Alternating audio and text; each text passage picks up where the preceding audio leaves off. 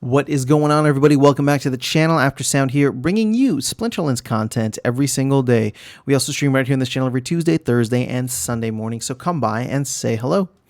All right, guys, well, another week, another town hall. We got the 5 biggest takeaways from this one. Make sure you check out other content creators for full recaps.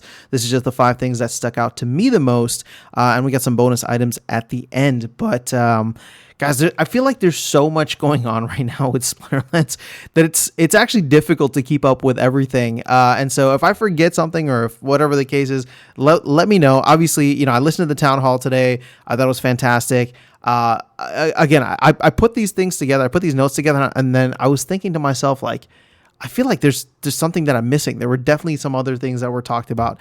So, if this doesn't include everything, once again, it's just the 5 biggest things that caught my attention that I remember to take notes on. So, here we go. First things first. Conflicts are going to play into non-player owned land.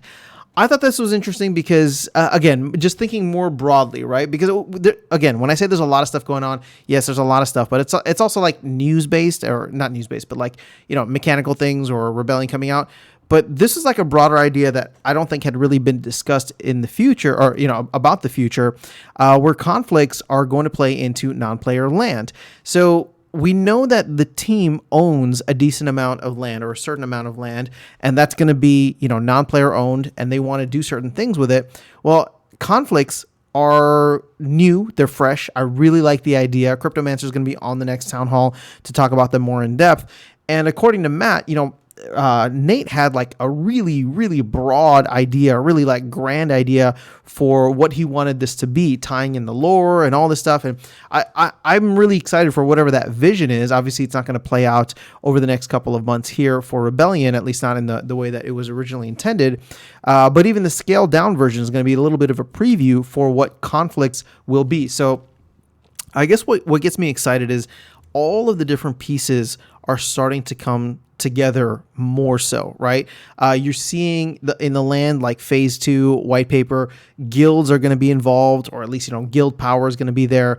Conflicts, tie in the lore, tie in land, tie in, a bunch of different things. And so I don't know, to me, it feels so much more cohesive, even though we're in a position where, the team has done 2 rounds of layoffs, the team is stretched very thin. I kind of just like the direction of where things are going. And so when they talked about conflicts playing a role in land somehow, and specifically land that's not owned by players, I was just like, okay, that's perfect, right? We talk about boss fights and talk about all these different things. And so I'm kind of excited to see how conflicts evolve, because I personally think that they're going to be very effective in keeping the market for, or secondary market for Rebellion packs at a very high level, right? People will be scooping up those packs off the secondary because they don't want to be buying them, or they don't need to buy them from the store. So, my hope is that conflicts end up being very effective and become a bigger and bigger part of the overall story and the overall kind of gameplay within, the Splinterlands ecosystem. Not the game itself, but just the ecosystem. Okay, so number 2, we did get a little clarity on this. There will be no packs in chests starting tomorrow. I know, things have gone back and forth. There's a proposal live right now. Keep in mind, at the end of the day, this is up to the team. Well, actually, technically, it's up to the DAO. But Matt made the call, saying that it was his call to remove them from chess, because it's kind of in line with what they wanted to do. Now, that being said, he's not opposed to them being added in, but he wants the community to come to a consensus. And right now, I think the current proposal is at like a 50-50 split. We've never really seen that before. Obviously, that's not enough to pass anything or fail anything pass it either way. But I think what we'll need to do is probably work with Claiborne and figure out, where do we want to see packs, what quantity, what leagues, what formats, what breakdown. But for the time being, in order to help preserve the value of packs on the secondary market, I think that it's good that we don't put them in chess, and it seems Matt agreed and made that call. Now, that being said, Matt did mention something, an idea, and I want to give a shout out to Crypto Eater, because I think Crypto Eater is the one who reached out about it. But it's almost like players will be able to win some kind of, we'll call it like a pack fragment, right? Or a pack shard, whatever you want to call it. And when you get enough of these, maybe it's, 3, 4, 5, 10, whatever the case is, when you get enough, you can take it and then use a voucher to redeem it for a pack. And maybe, only X amount can be done or given out every month. I think with Chaos, it was like 25 to 30,000. So maybe, the math runs its way where, it can work like that. I don't think that these pack fragments or pack shards should be tradable. I think they should just be soulbound. And so you collect them as you go along. And once you have enough, now you're going to be adding value to the ecosystem. Yes, you're going to go and, get a pack for essentially free still, but you do have to burn a voucher. And vouchers are, 3 cents right now, 20 cents at peg. But you're going to be getting, hopefully, a pack that is holding its value close to the $4 or wherever DEC, wherever DEC is in relation to peg. So anywhere between like $3.50 to $4, unless DEC absolutely nukes. I really like that idea. Again, I like anything that burns vouchers. So anything that's going to give vouchers more utility in the long run, I am all for. So I don't know if that idea is going to get implemented. It sounds like there's going to need to be some back end, probably even front end work for that too. So if that does happen, I wouldn't expect it for months, but I do like the idea. And at the end of the day, there's going to be no packs in chests. So the only way you can get it is in the store for the time being. And I think that's going to be good to preserve the value, at least initially. Okay, number 3, the team, Matt said that the team does not dump DEC on the market. And I could have sworn that was not the case previously, but I'm going to take his word for it. Obviously, he went into the whole explanation of how they essentially facilitate the back end of transactions for credits. And at this point in time, with the amount of DEC they've received, Matt said roughly off the top of his head, they've gotten rid or sold, right? Or converted, we should really say, out of DEC, about half of it. Now, the best part of this is that they will get fiat or some kind of crypto into their coffers and then pay out DEC on the back end. So in order to pay salaries, in order to save, right? If they're holding crypto for whatever reason outside of Splinterland's assets, they get that immediately and then are able to hold that.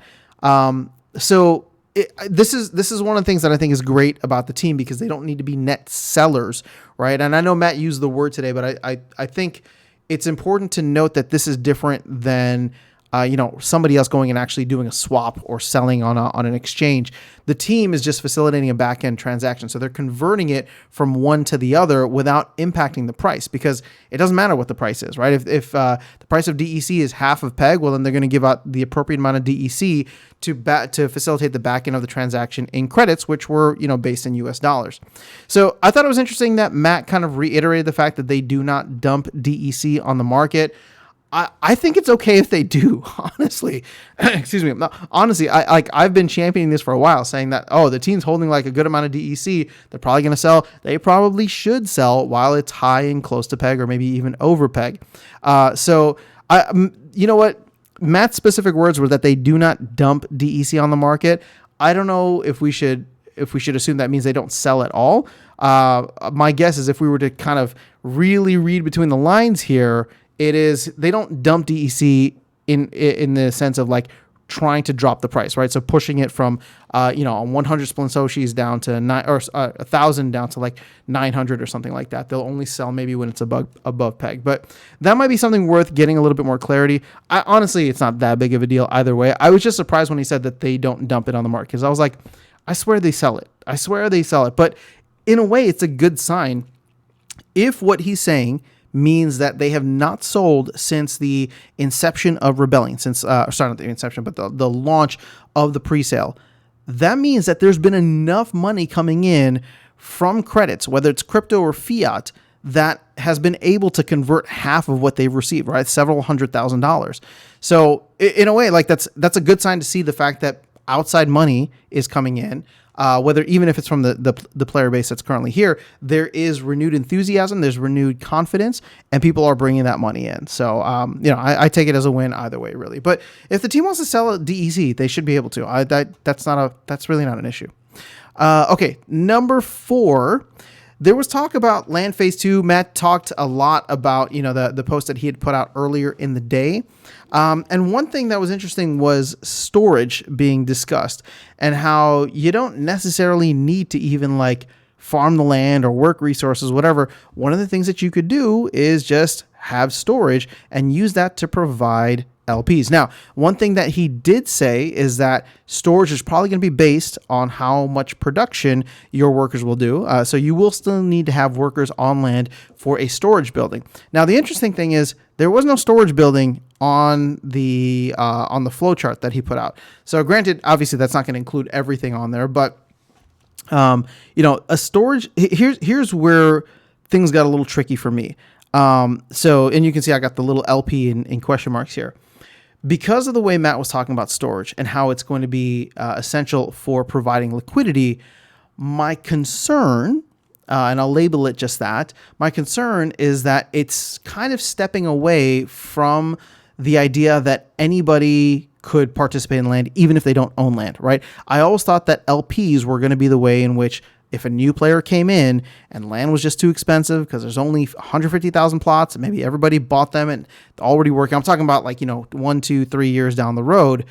Well, then they could still provide liquidity and be part of the land ecosystem, right? Getting that magic elixir or whatever it is, whatever resource it is that goes to LPs. But if you're going to require storage, doesn't that mean that they need to have a land plot in order for that? So it's kind of boxing out people from participating.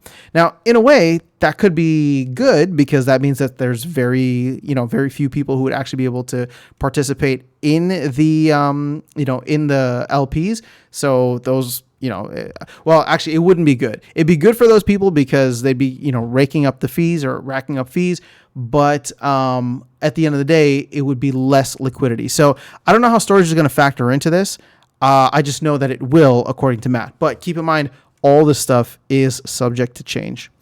Okay, and then number 5, totem fragment chances. The team talked about this, and in my opinion, not confidently enough. Although Matt said, they were saying that no matter how many times you claim your land or you claim your, maybe it's just keeps and castles, the chances of you getting it doesn't necessarily change, right? So I think you just end up paying more. But the idea is that even, if you want to claim every hour, that's fine. Or if you want to claim every once a week, it's fine. Now, Matt was saying that no matter what, the chances should still be the same. But from what it sounded like when I think an investigator was explaining it, it was like, okay, let's say for every hour, let's say you wanted to claim every hour. Well, every hour, let's say you get a 0.02% chance of claiming a totem fragment. But if you wait, right, every hour it increases by 0.02. So by the time, a week rolls by and you've had, over 100 hours at that point, well, now you have what would that be? Like a 2% chance, right? If you claim. So yes, I guess from a statistical probability chance, it's all the same. But I thought that was an interesting way that they chose to kind of frame it. For me, I haven't even claimed my keep. It's been up for like a week and I'm just letting the thing sit. But I guess now I'm going to go in and try to do it once a week. But I'm curious, people that don't even have keeps or castles are getting totem fragment chances. So, getting totem fragments that they find whenever they harvest. So, these, again, totem fragments are, I feel like, so far down the road. So it's exciting to see, but at the same time, there's just so much going on with 1.6. So I just want to share that with you guys because I thought it was interesting that it doesn't really matter how often you do it, at least according to the, the official team statement today. So if you're trying to play some kind of game, it's all in your mind. You can just claim however often you want to, and the chances should always be the same according to the team. Okay, number bonus. That's where we're going. Gosh, I am tired. So let's go ahead. I'll just rip through these. So weapons training is getting a change. It is now going to be 3 maximum damage rather than 4. I think weapons training was buffed enough. So I like this change going down to a 3 max because the other change for folks who might have missed it earlier is the fact that weapons training is not going to go away if the weapons trainer dies. It will stay with the weapons trainee for the entire game. The other thing, the next roadmap, Matt said that we can expect that maybe around the end of January of next year. So about a month and a half away from what the recording of this video in the town hall.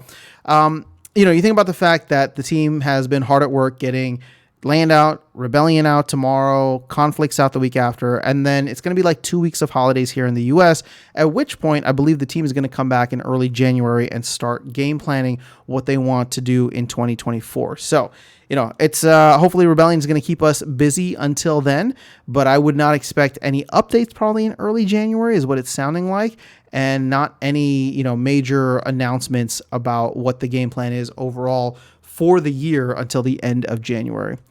Okay, mobile updates. It was confirmed that there probably will be no mobile app update for Rebellion once that launches. I think they're going to do the very bare minimum, but for people crying about mobile, I'm sorry, you're going to have to cry a little bit longer.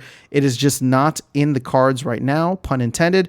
Matt said several times, and after a certain point, I was like, all right, dude, you just got to stop saying it, right? Like he kept saying like, we just don't have the resources for this now. We just don't have the resources for this now, right? It was like Soul Keep and land and this and that. And so it's like, okay, we know, and I'm not trying to knock on Matt. I'm just saying like, we know that this is the situation.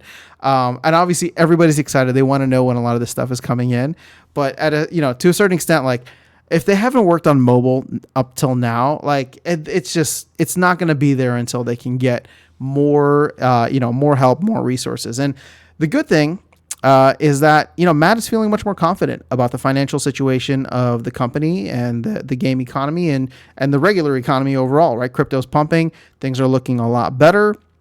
So there's a lot of confidence, a lot of enthusiasm all around the board, not just with the community, but with the team and Matt himself.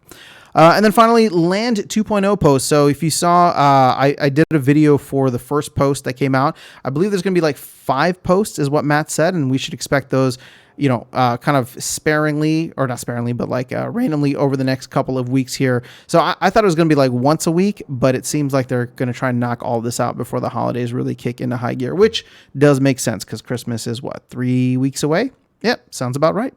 So that is all I have for you guys in this video regarding the town hall. Let me know if there's anything else that I missed or anything else you want me to discuss. We can continue that conversation in the comments section below. Otherwise, I will catch you all in the next video and see you around the game. Take care.